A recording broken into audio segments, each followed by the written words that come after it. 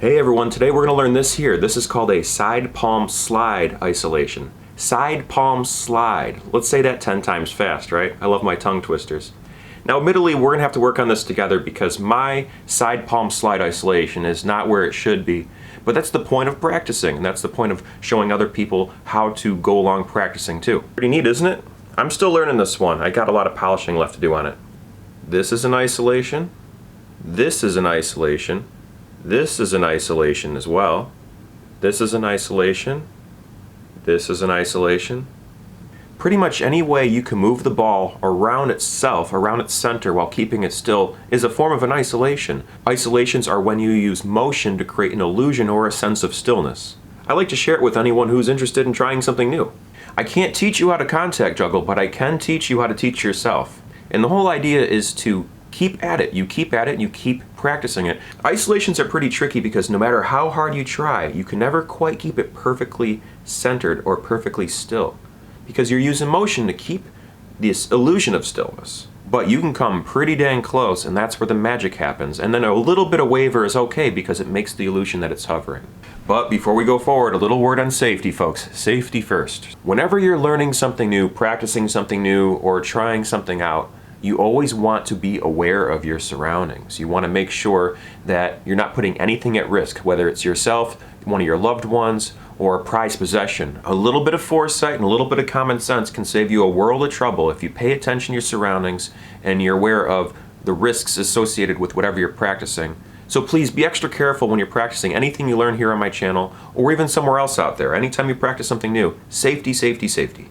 Now with this particular isolation we're learning, I think the biggest risk we're going to have is anything in the immediate area on the floor around you because we're not tossing it around. We're rolling it between the sides of our palms, connecting our palms together in a way where it's walking across our palms and crisscrossing them over like that. So if you pay attention to your surroundings, make sure you don't have any laptops, make sure you don't have any cell phones, any tablets, any glass tables, any animals or pets in the immediate area because if you drop one of these acrylic balls or something equivalent to it, it can do some damage. These things can chip teeth, they can hurt bones, they can break stuff, so safety first, kids. So this little isolation right here is a lot of fun to play with. Now admittedly, I don't use it too often in my shows because I like having performance ready material in my shows. I don't necessarily like to perform tricks that I'm practicing or haven't polished up just yet. Sometimes I take that risk depending if the audience is into what I'm doing and they don't mind seeing something new.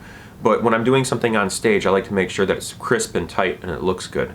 So with all that being considered, let's get started, shall we? So we're going to start with the ball in one hand or the other, and we're just going to practice rolling it from the side, from one hand all the way across the other. And it's a good idea to explore every single place where the ball can be seated along the fingers. So between the thumb and pointer finger, to the pointer finger middle finger, to the middle finger ring finger, and the ring finger to the pinky. And then pinky pinky, and then pinky ring finger middle, middle pointer, pointer thumb. So if you practice rolling side to side among all those different points between all those fingers, you'll have a maximum amount of control in places where you can move slower throughout that whole process. And if you can practice this isolation and all isolations slowly and carefully and deliberately, once you add speed, you'll get a lot more of that stability that you're looking for that makes that illusion really, really shine. So far we just have rolling back and forth between the hands with the hands side by side, and that's just fine. You can practice this for a long time watching one of your favorite TV shows, but doing it subconsciously and consciously at the same time. You can just kind of talk into a camera, for instance, about how to do this thing and roll it between your fingers, and that gives you a little bit of practice, just like that. So you see I'm rolling it back and forth. Now what we're going to want to do, instead of rolling it back and forth and have the ball move, we're going to want to move our hands underneath it and try to keep the ball in one area. This is where the isolation starts taking form. So as we go back and forth from one way to the other, I'm going to focus with the end of my right hand to keep the illusion going. So I'm going to start with my left hand between the thumb and forefinger and proceed to roll it towards my right hand over here. We're going to go all the way over, move my hands underneath, and then when I get to the thumb over here, this hand's open. Now I'll take my left hand, place it on the right side of my right hand, and allow the ball to roll past my thumb and forefinger of my right hand onto the thumb and forefinger of my left hand, which is on the right side of my right hand. It sounds kind of confusing because it is. My hands are crisscrossed, and I'll allow the ball to roll all the way over to the end, to the pinky and the ring finger of my left hand, which is on the right side of my right hand. It helps to have the ball in your hand while you do this, otherwise it might just sound like nonsense. So now we're going to roll the ball back to the thumb and forefinger of the left hand, onto the thumb and forefinger of the right hand. Once it's off the left hand, we untwist our hands to put them side by side once again, and roll it and explore it just like we did at the beginning of this video, all the way through, all the way over to the left hand. And we're not done now. Now that it's all the way off of our right hand, we take the right hand, cross it over top of the left hand, just like this. So we transfer from our thumb and forefinger of the left hand onto the thumb and forefinger of the right hand, just like that, and go all the way over to the pinky and the ring finger of the right hand on the left side of the left hand. I know it sounds ridiculous, but it's exactly what I'm doing. So you see my hands are twisted, my right arm is over top of my left arm, and the ball is in my pinky and ring finger position of my right hand.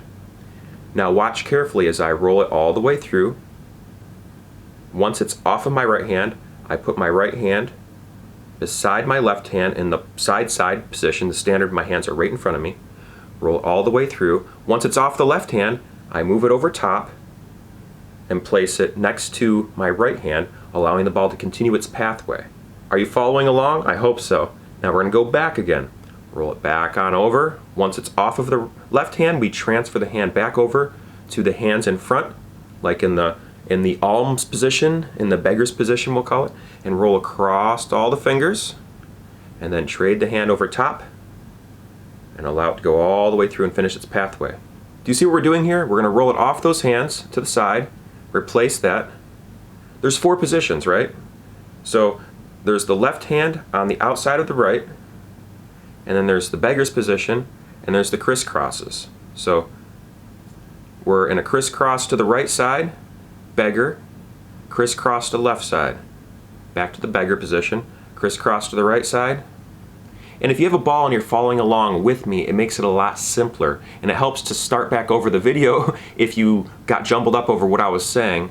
And for some people, it might be quite easy for them to pick it up just by the visual element, but I like to take the time to walk through step by step in these videos for people. Now you'll notice that as I'm moving this, I'm trying to keep it isolated in one spot. And this is achieved by moving your hands underneath the ball, staring through the ball, and trying to keep the ball in one position. That's what makes the isolation an isolation. Otherwise though, you can take your time to just practice placing the hands in the appropriate positions and just working through that right there, because that'll be more than enough to keep a lot of folks busy who aren't used to contact juggling and haven't put a lot of time into it, like some people out there. So it's important just to take your time to get through the technique and work through the technique and connect with the technique and connect with that pathway. It's rolling across the fingers horizontally, and you're just trading your hand over top of the other just like that. That's the technique right there of the arm motion. And then you're just connecting those pathways together. You're exiting one hand, entering another hand, exiting one hand, entering another hand, and so on, going from left to right, left to right. And the isolation once again comes into play once you can move your hands underneath the ball and trying to keep the ball fixed in one location. And there you have it, folks. That is the side hand slide isolation technique. It's a fun one. I'm still learning how to polish and perfect, and I hope that someone out there gets something out of this video here today. And that's where I'll leave you until next week, folks. Thanks for watching this video very much. I appreciate it more than you'll ever know. I post a new circus and floor arts tutorial every single Sunday for the year of 2021, and who knows, maybe I'll continue if enough people out there like what I'm doing. I post a lot here on YouTube, and one of the best ways to figure out what I'm all about is to check my playlist section. I've been posting every single day about a number of different topics that I find interesting and things that I'm passionate about and things I like to share with people out there in the world. So if you can do us both a favor, check out my playlist section here on my channel and click on some of the playlists and see if there's anything that might pique your interest. It might surprise you. And if there's nothing there that piques your interest, I believe you'll find something out there on the internet that does. And that's where I'll leave you, folks. Thanks very much for watching once again, and I'll end this video the way I've been ending all my videos lately, with these words, as cheesy as they may be. Remember to never give up. Do your best, stay true to you, and be amazing, folks. Thanks for watching. I appreciate it. Have a beautiful night. See you in the next video. Bye-bye.